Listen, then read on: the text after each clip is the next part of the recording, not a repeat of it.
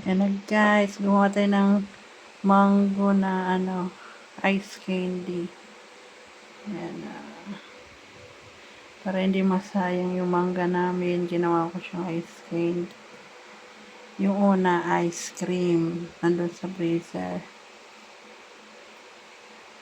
Sa freezer nilagay ko ice cream, manga flavor na ice cream. Ngayon naman ice candy. Ayan, bili na kayo guys. Magnegosyo kaya ako. Meron ko sa tig 10 pesos to. Magkano ito? 1, 2, 3, 4, 5, 6, 7, 8, 9, 10. 100. 1, 2, 3, 4, 5, 6, 7, 8, 9, 10. 200. 1, 2, 3, 4, 5, 6, 7, 8, 9, 10.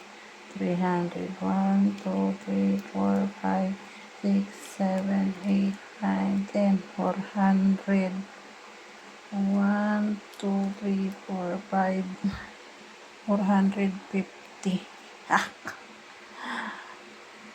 Ayan o. Diba?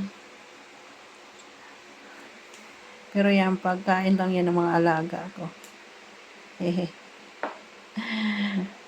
Ayan guys, yung ginawa ko. Nandito naman yung ice cream na ginawa ko. Ito naman yung ginawa kong ice cream. Ayan, chocolate na siya. Diba?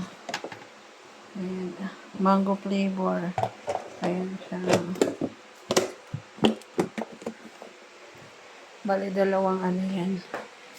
Dalawang ganyan na ginawa ko. Time check.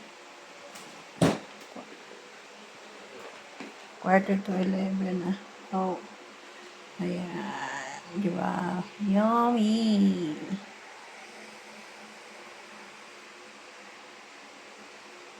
Thank you for watching.